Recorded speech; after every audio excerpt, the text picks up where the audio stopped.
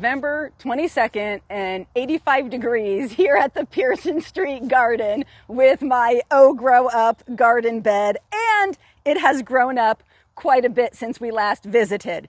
There are 4 recognizable cucumbers growing. So we have 1, 2, 3, and 4. And then you'll see a still shot of the lettuce before I harvested some of the leaves, and here they are in a pile, so those will be going home with me for a salad. And then you heard about some of the recipes that I've made, and you've seen some of the recipes. I made a broccoli leaf slaw. You'll see pictures of those. The bruschetta last week was amazing. And then I also made a plant part stir fry.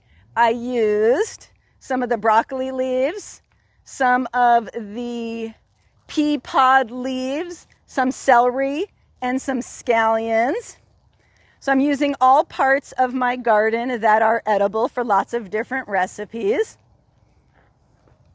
And then I just take off the bigger leaves so that way the energy can grow into growing the plant, and then these are used for some of my recipes. My next idea is going to be a Chipotle style burrito. So get a big tortilla, cut up my vegetable parts, season it, make some lime-based rice with some cilantro. I'm sure someone here is growing some cilantro, and then roll it up together with meat of choice.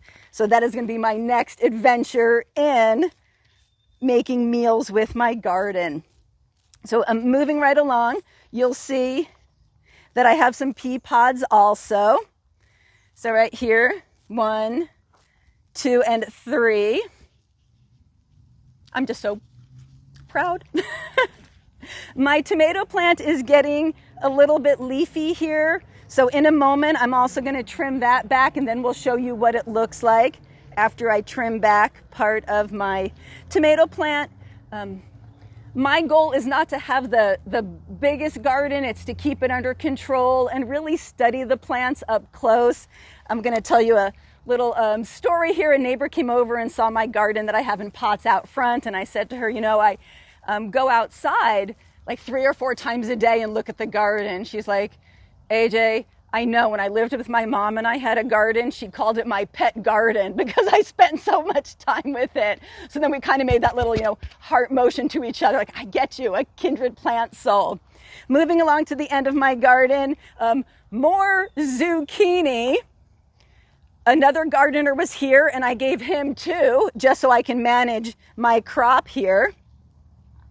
And in a few moments, I'm going to take you over to one of the picnic tables and show you the chocolate zucchini cake that I made. It is amazing. So we'll be there in just a moment. And then obviously the recognizable celery, and that will be good in some stuffing that I'm going to make for Thanksgiving. So that was a little tour of my garden, and we'll be back and I'll show you what it looks like when I trim it up just a little bit. In my hands, I have my full harvest for the day, my broccoli leaves, my lettuce, my celery leaves, and my scallions. It smells so good and so fresh. Just standing here, I can smell it. It is amazing. So you'll see that by trimming up my garden, it's a little bit more manageable, and I can see what is going on with my different plants. Some of the plant leaves are edible, some of them are not. The tomato leaves are not edible, the cucumber leaves are not edible, and the zucchini leaves are not edible. Now, I don't think they're poisonous, I just don't think they taste good. And then we'll make our way over to the picnic table for some chocolate zucchini cake. Come on with me.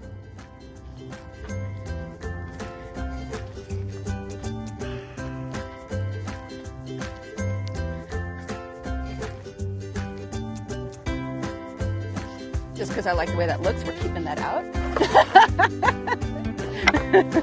Excellent. So as you can see, I have my zucchini cake out. I do want to get a close-up view where you can actually see the zucchini pieces in there. But the amazing thing is you really can't taste the zucchini pieces in there.